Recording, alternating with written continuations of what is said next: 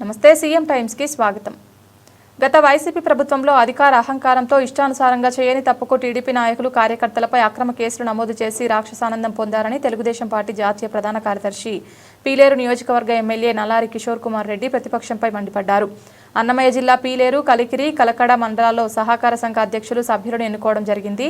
ఈ సందర్భంగా ఆయన మాట్లాడుతూ సహకార సంఘం అభివృద్ధి, రైతుల ప్రయోజనాల వంటి లక్ష్యాలను సాధించడానికి నూతనంగా ఎన్నికైన చైర్మన్లు, డైరెక్టర్లు కృషి చేయాలని ఆయన కోరారు.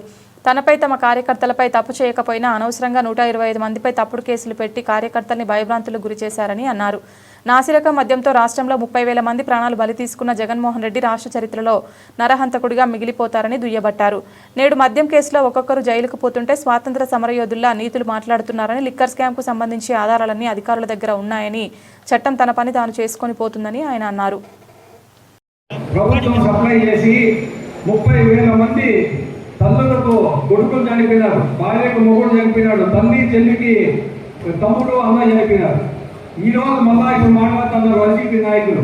తప్పు చేసింది కాక ఏదో వాళ్ళపైన అక్రమంగా కేసులు పెడతా ఉంది రాష్ట్ర ప్రభుత్వం అని చెప్పి ఊరికే ప్రచారం చేసుకుంటున్నారు. 30,000 మంది చనిపోయినారు 5 సంవత్సరాల్లో రాష్ట్రం అంతా కూడా కల్తీ మద్యం తాగి. ఆ డబ్బులే మన ఓట్ల కోసం అని చెప్పి ఎలక్షన్లో ఖర్చు పెట్టింది. మన నియోజకవర్గంలో కూడా 95 కోట్లు ఖర్చు పెట్టారు లిక్కర్ కప్పు. అది కూడా లెక్కలు వస్తాయి. అది కూడా ఎక్కడి నుంచి వచ్చింది, ఎక్కడ ఉంటాయి, ఫోటోలు కూడా ఉండింది రాష్ట్ర ప్రభుత్వం దగ్గర.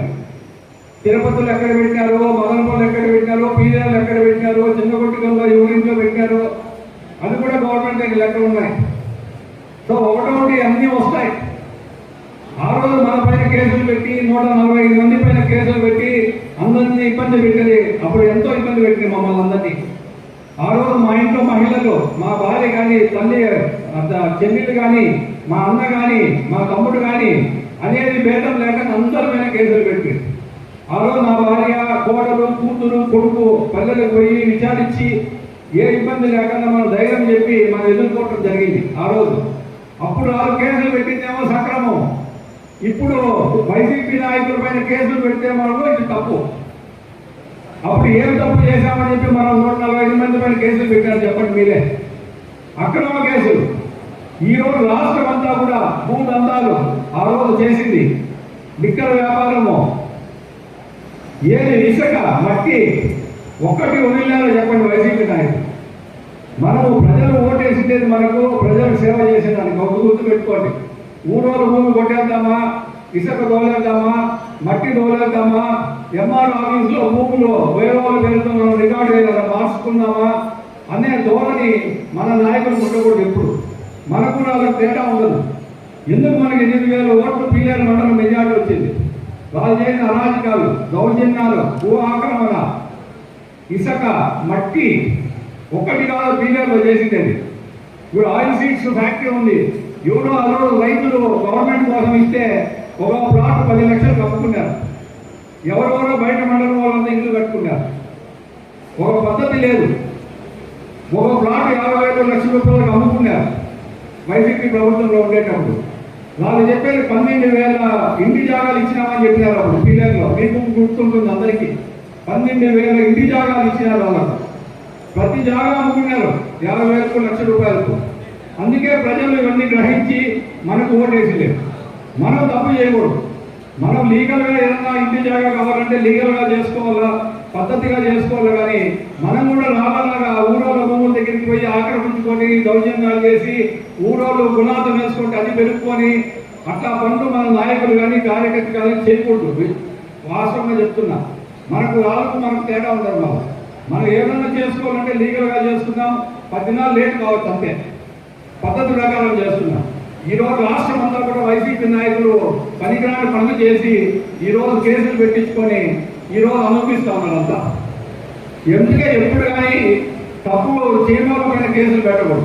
వైసీపీ ప్రభుత్వంలో మన అందరి పైన కేసులు పెట్టి అరాజకాలు చేసి ఈరోజు ఏమైంది? లాస్ట్ దేవుడు అనేవాడు ఉన్నాడు. దేవుడు జగన్మోహన్ రెడ్డి ఒకటికే కాదు దేవుడు ఉండేది. ఆయన చెప్తా ఉంటాడు కదా దేవుడు అనేవాడు ఉన్నాడని. మనకు దేవుడు ఉన్నాడు. ఆయన ఒకరికైనా దేవుడు ఉండేది. ఈరోజు దేవుడిని చూపిస్తా ఉన్నాడు. ఆయన దేవుడు కావచ్చు, మన దేవుడు కావచ్చు. దేవుడు అందరూ ఒకటే ఫైనల్గా. కాబట్టి ఈరోజు అనుభవిస్తా ఉన్నాం. ఈరోజు స్వాతంత్ర సమర యోధులాగా ఏదో దేశం కోసం పోరాడి జైలుకు పోయినట్టు చెప్తుంటున్నారు వైసీపీ నాయకులు. రాష్ట్రం అంతా కూడా సిగ్గుచేటు నేను చెప్తున్నా. ఈరోజు ఏ మంచి పని చేసి జైలుకు పోతామని చెప్పండి. రాష్ట్రం అంతా అన్ని తప్పుడు పనులు ఏ జిల్లాగా నేర్చుకోండి. టీవీలో చూస్తున్నారు మీరు, నోట్ల కట్టలు ఎంచుతా ఉన్నారు లైన్. అది ఉడికే శాంపుల్ మట్టుకే.